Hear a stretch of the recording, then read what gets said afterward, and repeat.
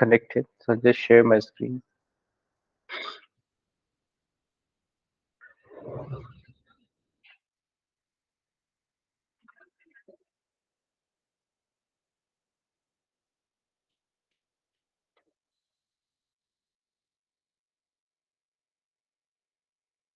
Yeah. So now can you see my screen? Jacob Justice.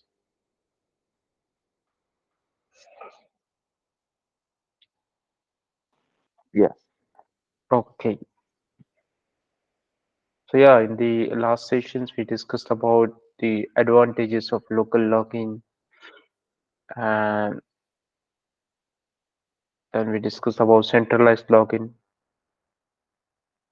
There is a difference between local logging and centralized logging.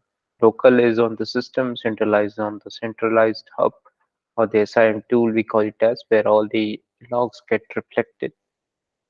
Log collection is nothing but uh, bringing all the local logs or the system logs or the server logs or from whatever appliances which are integrated or applications which are integrated.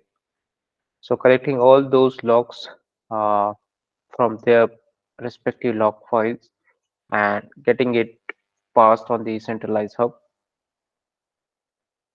is nothing but the log collection.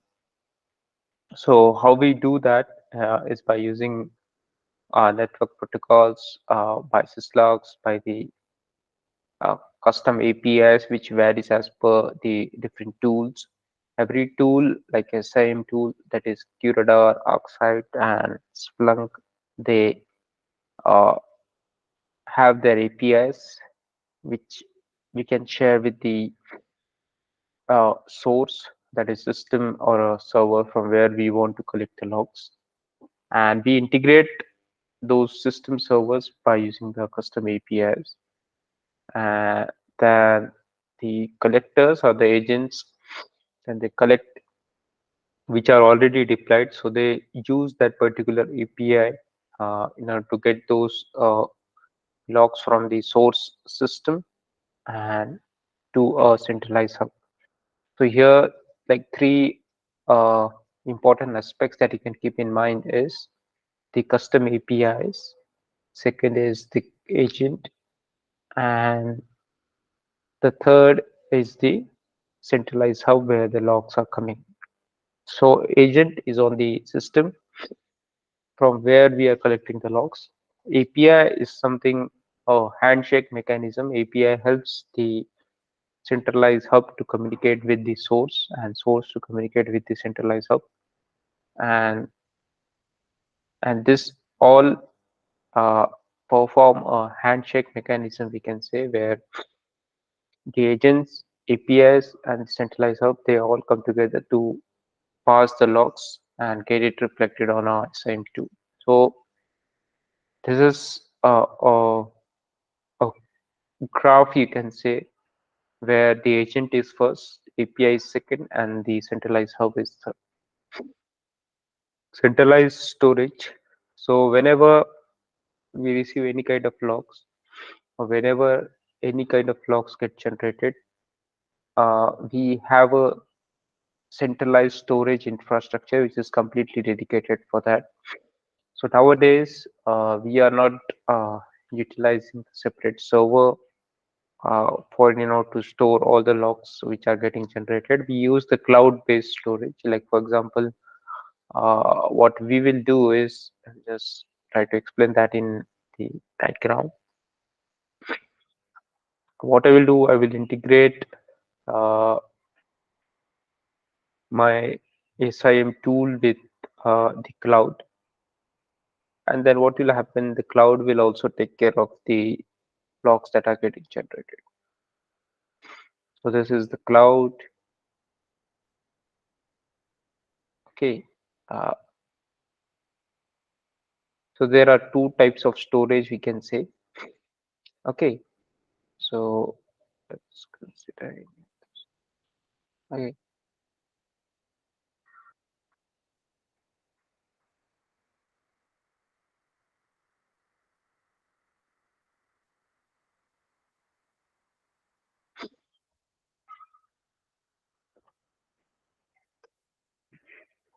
Let's consider these are the systems, okay, from which we are receiving the logs.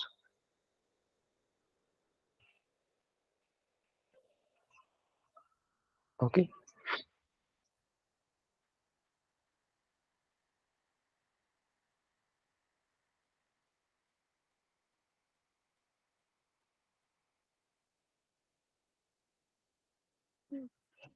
okay. So now here the logs get passed. This is our centralized hub where we want all the logs to get uh, reflected. But what about the storage? Okay, like for example, we are now seeing the logs of today. Today is 30th of October, and you're just getting the logs of today.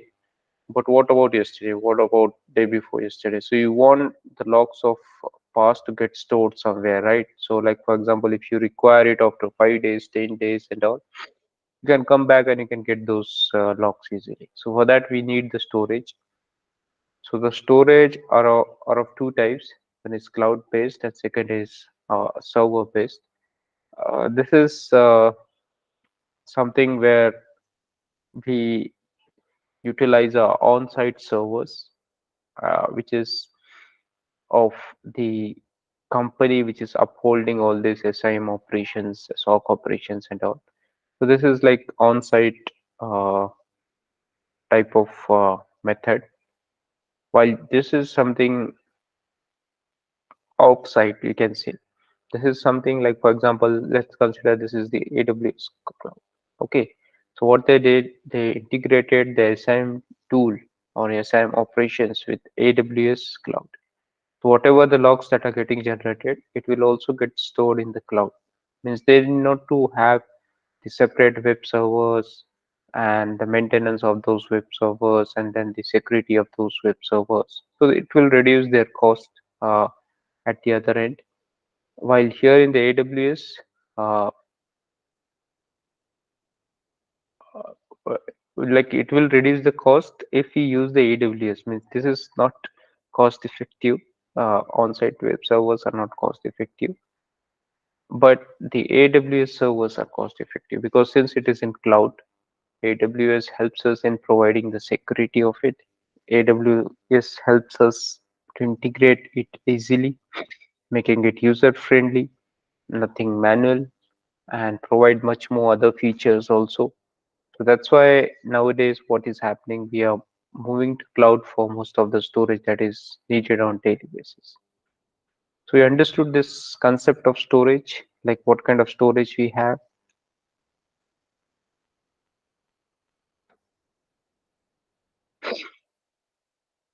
Jacob Justice, you're there.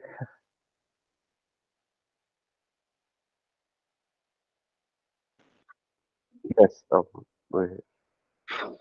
So you got it. Like you can just remember it as in simple form that two storage we have. One is the web server, which is the server which is already present in the environment, and second is the cloud storage. Because cloud is something scalable. Like today, you need this many terabytes of storage. Tomorrow, if you need more terabytes, they will provide you. Tomorrow, if it gets decreased, then they are okay with that also. So your cost will be dependent on the storage that you're using, the features that you're using.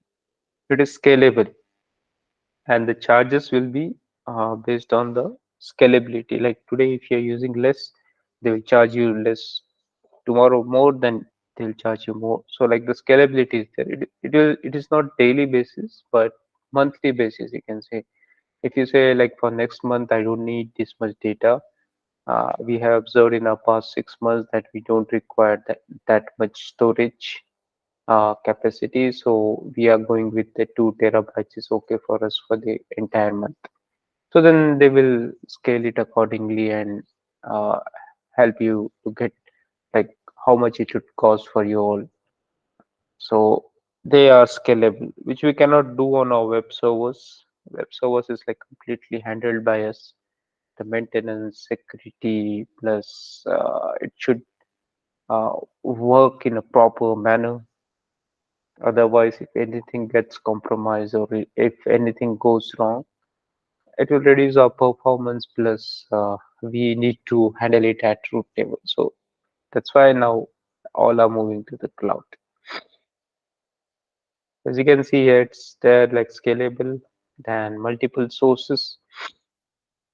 Uh, like for example, you're utilizing 5 GB or 5 terabytes of storage from the cloud, and you have observed like only 3 TB is required for SIM monitoring. 2 TB is still a slack space or the space or the storage which we are not using. So what you can do is you can store anything else over there. Like for example, if you require the storage for any other activities which is other than the SOC operations, so then you can use that 2 TB storage for other activities. So that's why cloud is something really good storage a phenomenon for us. You can use it with good scalability and good features. It also provides us like easy access. Anyone can access, can search, and can analyze and make the adjustment as it is as per the requirements. You can say.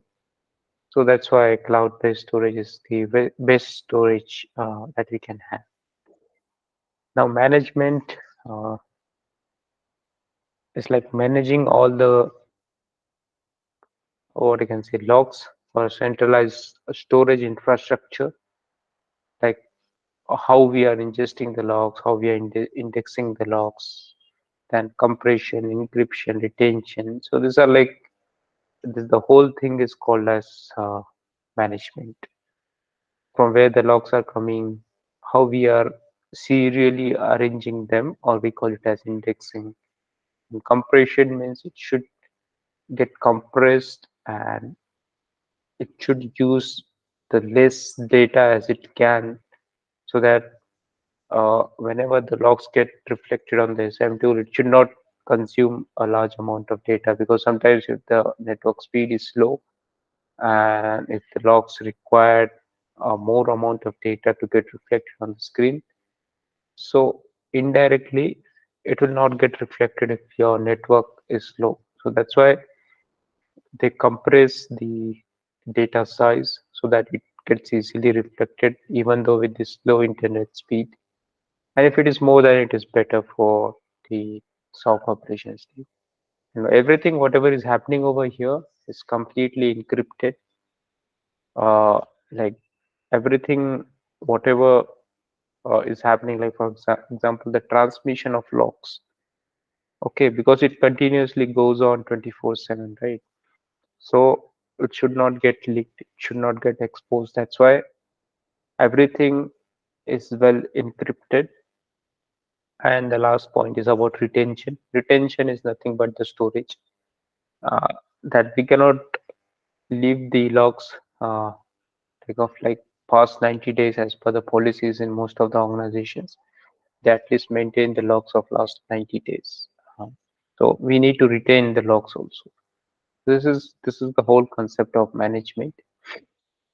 And like where does all these logs ingested? They get ingested in a storage, and indexed is nothing but organizing all those logs. Okay, so that whenever you search anything, it will easily get reflected. Since in order to organize your search operations, indexing is done, and compression is nothing but utilizing as much as less data or less storage so that uh, what will happen, it will optimize your operations as well as optimize your storage. Like for example, if I share any file with you both, like one file of 1 GB and one file of, and the same file which is compressed and that is of 250 MB. So what do you think which will require less efforts, Jacob and Justice? The file of 1 GB or the file of 250 MB?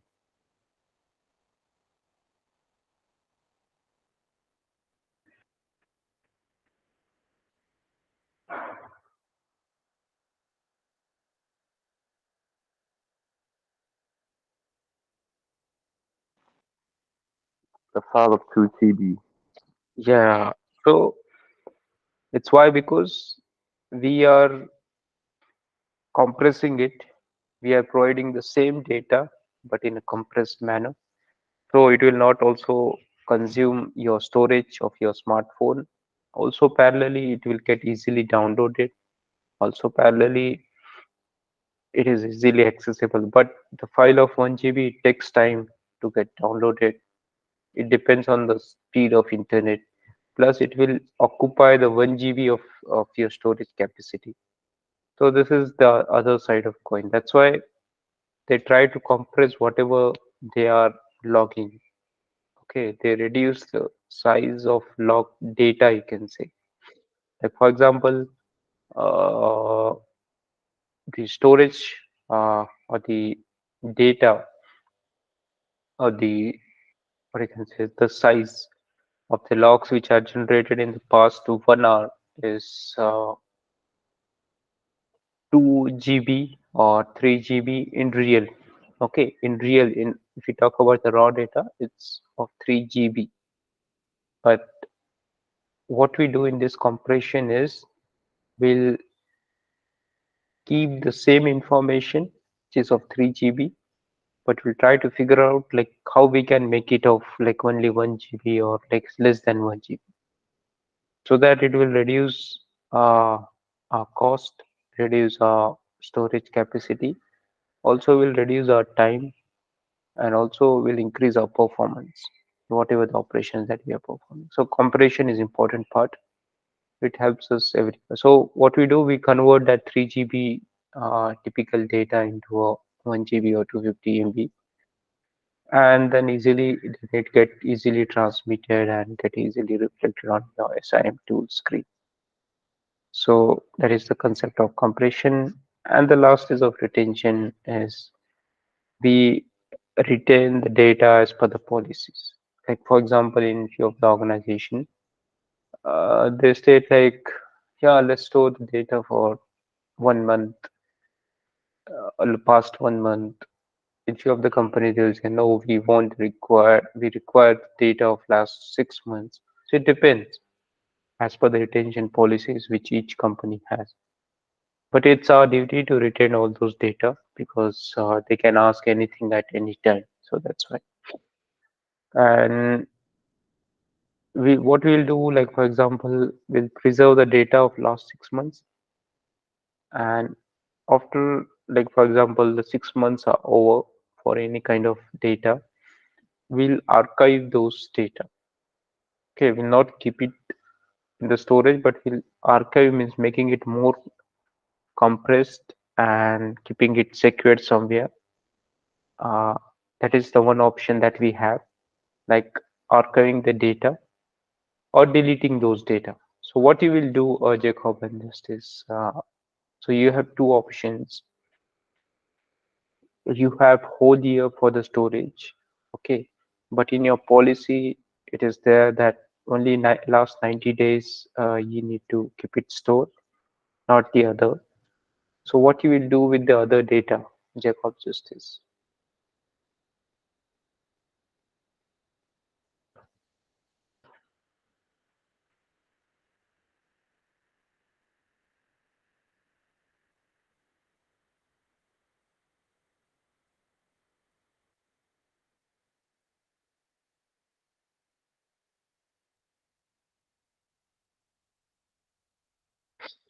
There, Jacob. Oh, yes, yes, I'm here. I'm just, What you will prefer for the other data? Last 90 days, um, okay, it is there in the storage. But what about the other data?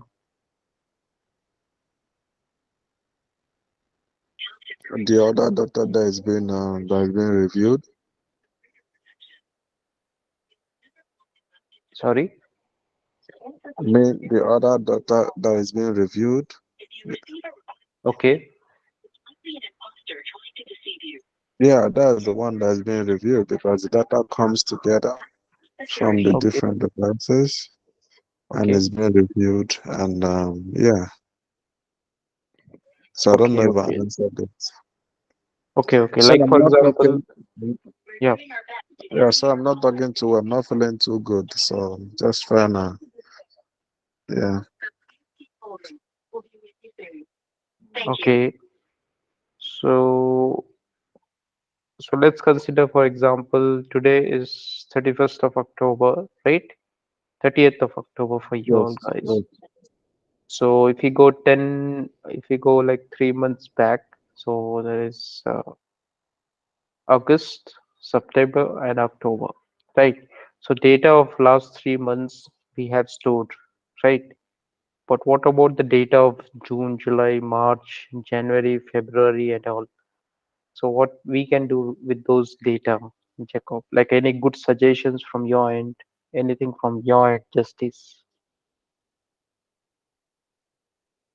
Um, I think it depends depending on the organization's policy, but Okay. I think probably some data, like 90 days, Yeah.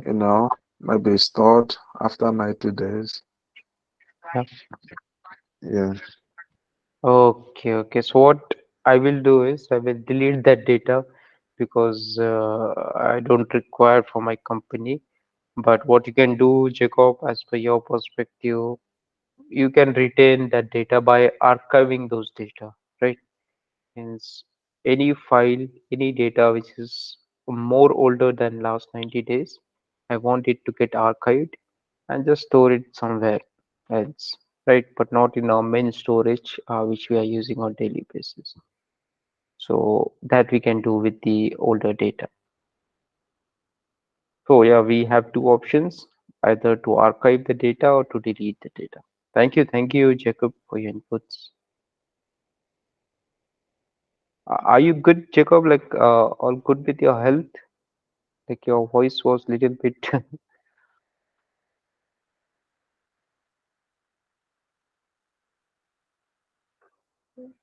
Okay.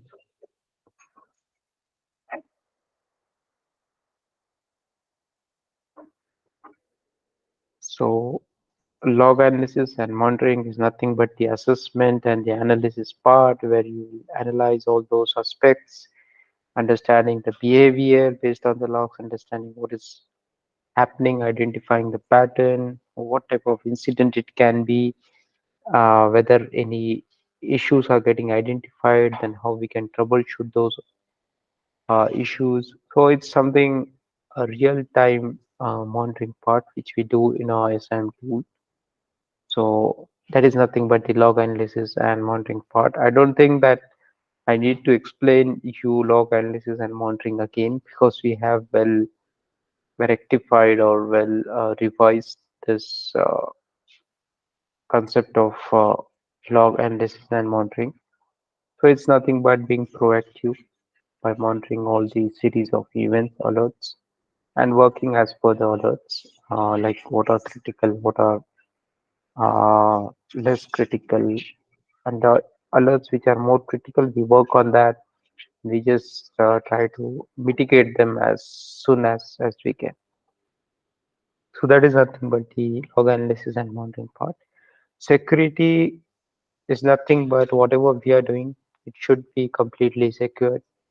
Like nobody should have an access to the tools that you're using. There should be an authentication by logging in, like multi-factor authentication or a two-step verification at least.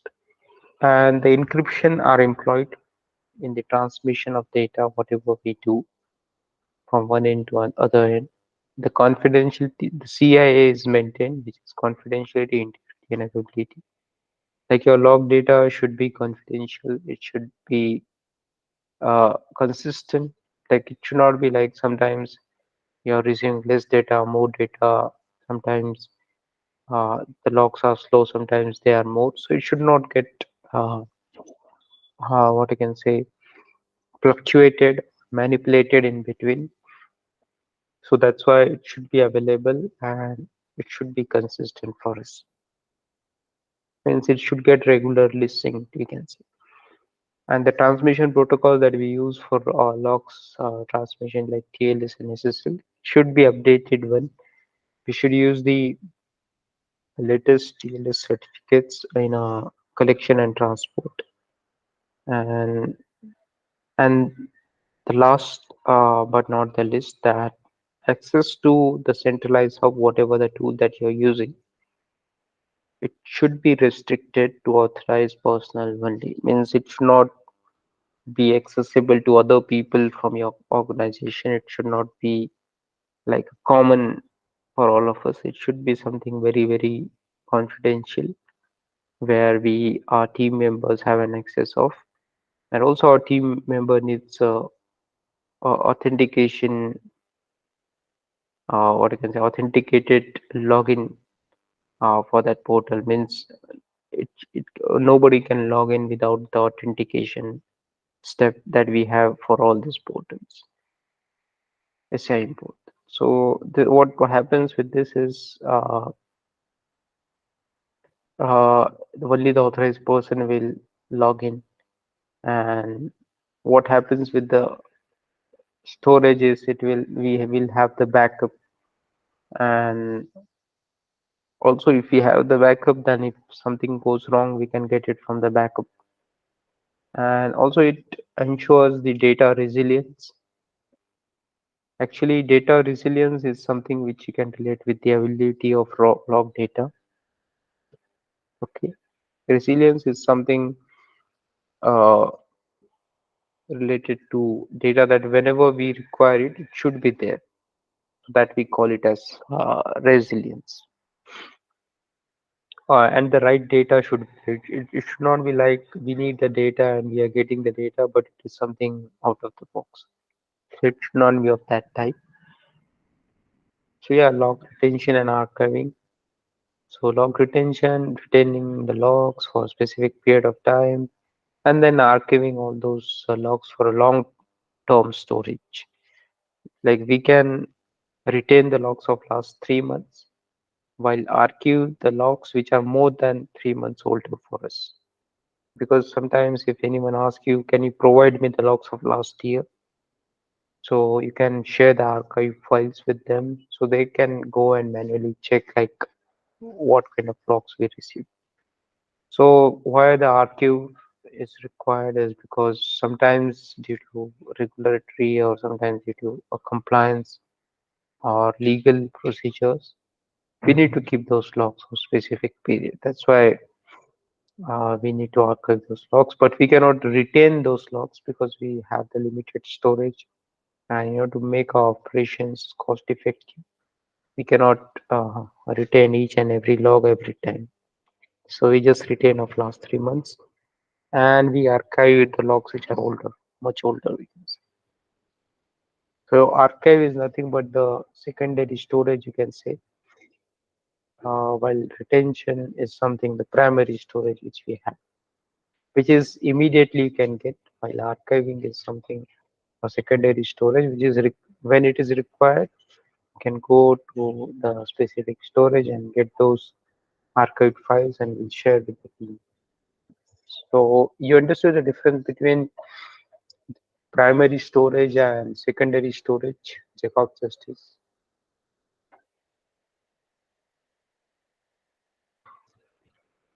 Yes, I do. Yeah. So Yes. I hope you're understanding, Jacob, like what we are doing. We are just talking about the logs. We are more deep diving into the concepts of logs because SIM is nothing but it's completely dependent on the types of logs we are getting. I hope you're familiar with the Wireshark tool, right? Yes, Little I bit, am. yeah, yeah, because in the Wireshark tool, if you look at that, it runs the logs, right? It reflects the logs randomly. So you can imagine if such logs get generated in a official assigned tool, then it should retain because it's a part of organization, right? It's not something for study purpose. So that's why we utilize two storage, primary and secondary. Primary is something of like last 90 days, and secondary is something which is much older than that, which we archive and store it in somewhere else as a secondary store. Now, let's talk about integration with SIM and other tools. We can integrate SIM tool with other analysis tool. Like for example, you are having any SIM tool. Let's consider ArcSight or QRadar. So we can integrate this with the other security tools. Like for example, I'll just share that. You'll get know what you're talking about. Yes,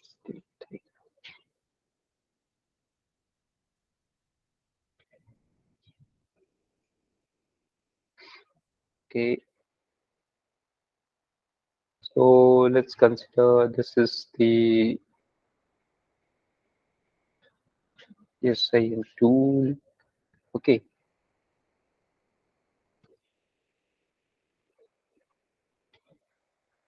these are the logs.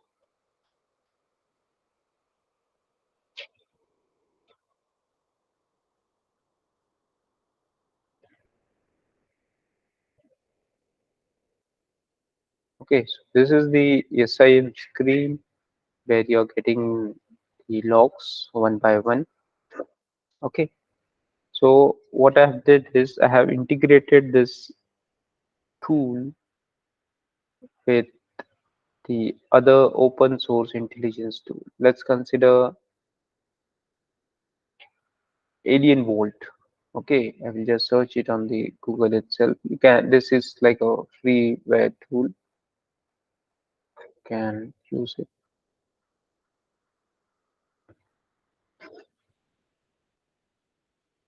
Yeah, this is, it's like an open threat exchange tool. Okay, so here, as you can see, the API integration is available over here. Okay, so what I can do is I will integrate this tool with my SIM tool. Can you see my screen, right?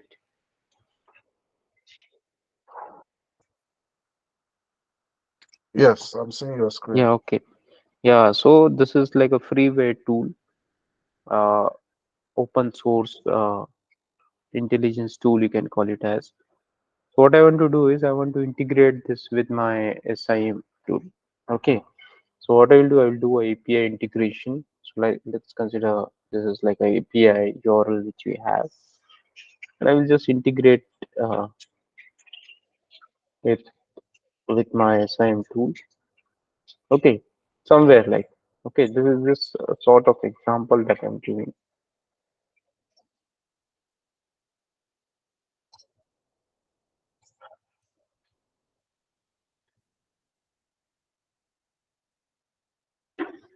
Okay, so this I have integrated. So what will happen, like for example, if I receive any kind of alert, and if I want to relate that alert with the open source intelligence, like whether this alert is related to any kind of open source, what I can say, platform. Like for example, I got any of the alert which is of brute force type, right? And what will happen if I click on that? It will redirect me to a Alien Vault portal, and it will help me to understand the basics of that alert. Means you're understanding the whole picture, Jacob, what is happening here. Yes. Yeah, because it will help us to deep dive into that alert type. Okay, so Alien Vault is one of the tool. While it depends what kind of integration the organization is having. So this is like a log where it is written brute force attempt. Okay, and it is happening for particular endpoint. But you want to understand what is brute force attempt, which kind of brute force attempt it is, whether it is the latest one, older one, it is the trending one, or something which is like quite older and it is happening today. So if there will be one tab provided for each alert of the tab of info. Okay, if you click on info, so it will give you the information out of the box. It will give you the information like what is brute force and what kind of threats that have been observed for brute force outside the environment. Like what's happening in the market for this new threat. So it will correlate your alert with the external environment. So that's why we need someone from external party, right, Jacob? Just this. Yes. Yeah, so we are utilizing this tool. So this external third party tool will help us to get the insights related to that alert. So as you can see over here, we are having different malware families. Uh, you can see over here. So if any alert you're getting for the malware, and if that malware is getting correlated with uh, correlated with any of the information available here on this portal, then you will get the details of that. How you will get the details? So here you need to use the APIs for integration. Means you need not to log in again and again. You just need to click on the logs information, and automatically it will redirect and give you the more details about it. So you understood this concept of integration? Yes. Yeah. So like there are many open source tools available there in the market. I will share with you a few of the open source tools you can practice in your free time. Okay. This is one. Just give me-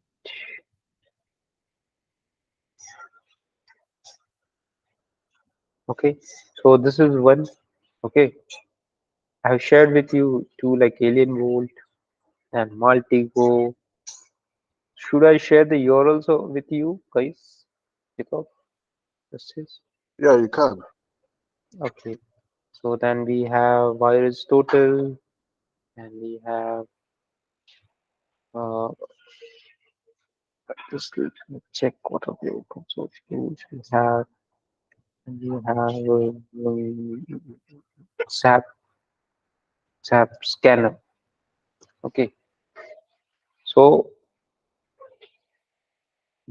SAP is for scanning. Virus Total is like open source intelligence where you can search the URLs. It also has an integration API over here. Then Multigo is there. Multigo is information gathering type of tool, okay, which helps you in the investigation and alien world. Yeah. I'll share these links with you. It will help you in your learnings going forward.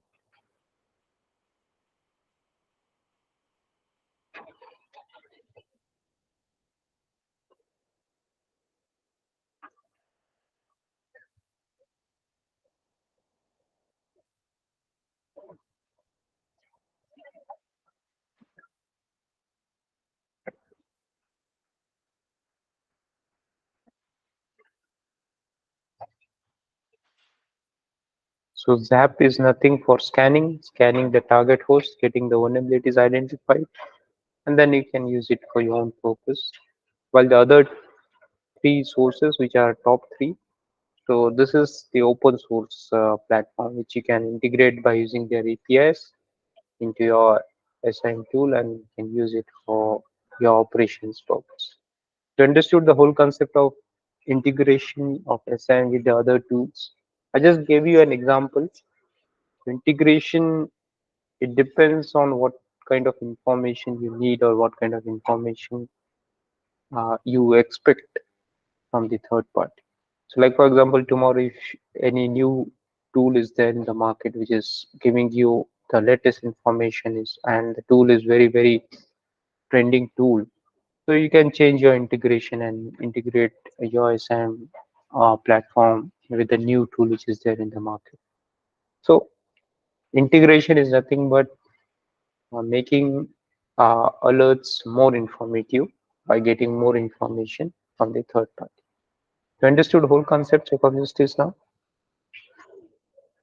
Yes. Okay, so let's talk about the summary of our module.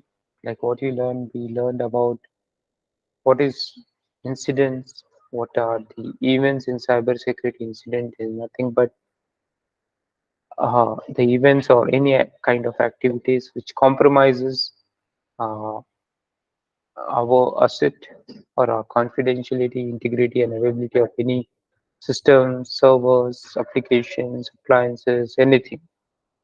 Incident is nothing but a series of events or series of activities which has compromised something which is really important for us. So that entire concept we call it as incident. While event is the small steps which anyone or any attacker is taking uh, in order to compromise our system servers. An event is nothing but the steps of attacker, but steps is the terminology that we can use for the attacker, but the steps gets converted into an events at our end because we don't know who is the attacker and what is their next step. But the events which get generated uh, parallelly based on each step which attacker takes. So this events helps us to understand like what attacker is exactly doing. So that we call it as events. Okay, means you understood the concept of event and incident now, Jacob Justice. Yes. Means what we will monitor. We cannot go and ask attacker like what is your next step. We can do what we can do at our end is we can understand the type of events which we are getting from the attacker, right? And then based on the events you can monitor and you can analyze and figure out like yeah he's trying to log into my account, so which I will not uh, let him do that. So this is the event monitoring, and if the account has successfully got logged in or compromised we can say, then it comes under the incident part. Sorry. So this is the difference between event and incident. And local logging, we studied about the local logging. Local logging is nothing but the logs which are generated on the system and which stays on the system itself.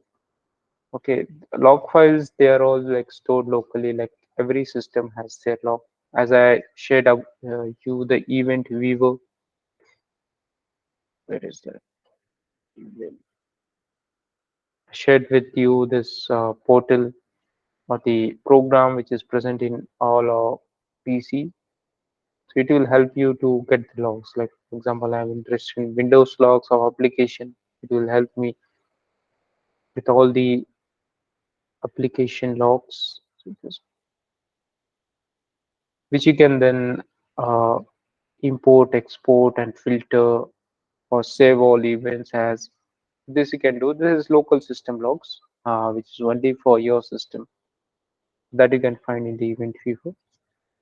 That is called as local logging. While centralized logging is bringing all these logs onto the centralized hub or the SIM tool we call it as. So it is called as centralized logging, where the logs get transmitted, stored, facilitated, and then you monitor it, and then you work on that, and you understand like what exactly is happening and what you can do with this kind of events. So it is nothing but the SIM tool that you have. Okay, so we what we studied in this entire module was logging was like a normal thing earlier, but now we related the logging with our cybersecurity part, like how it helps us in our cybersecurity domain. Because logging is just the records, but if we talk about the cybersecurity, if we talk about relating it with the cybersecurity, it helps us to understand what type of activities are happening and what can go wrong and what can we do to prevent whatever is happening wrong. So so completing like third module over here which was completely dedicated for our logs. So what you learned, Jacob, just is what I will do. I will just say first first 1 2 1 2 1 2. So one is Jacob and two is Justice. If I say one Jacob, you will tell me what you learned first. Since we'll do this randomly. So Jacob, what you learn? Or what I've learned from the class in general, from this model. Yeah, yeah, Yeah, I've got like a comprehensive understanding of like the logs, and yeah, I've also gotten an awareness of some tools and their specific task. Like the virus portal. yeah, Like you said, for the yeah. the open source and the other the other tools, like the other Sure, tools, sure. Yes, and yes. also got more understanding about what happens to like like the data that after old data, Yeah, that's being collected, the difference between how they are stored, being permanent, and if required, if needed, it can be manually, um gotten back, through the yeah. yeah, through the archive. So yeah, and many other things that I can't remember right now, but I know I know Great, them. great. Great, great, Jacob. Like, yeah, so you got the same what I really wanted to share with you all guys. So, like tomorrow, if you become the SOC manager, SOC operations manager, you'll get to know, at least you will have the bird view of your operations, like what I need to do first. First is getting all the logs, like how we can get the logs, where we'll be storing it, how we can maintain the security, and how we can integrate the other tools with our SM tool. So at least you will have the in the understanding which is of like vital importance for us as a SOC operations team member. So like tomorrow, if you get into any SOC team, I believe that now you can understand like what's happening, Jacob, which is really good. I really appreciate that you're grasping all the important points very quickly, and it will definitely help you to have your strong base into this field of cybersecurity. So in our next sessions, we'll move on to understand few of the things more practically. Like today, I shared with you few of the tools, open source tools. So we'll try to understand like how we can utilize that, what kind of operations or assessment you can perform at your end. So Justice, from your end, so what are the points that you learned which has helped you to go deep dive into all these concepts?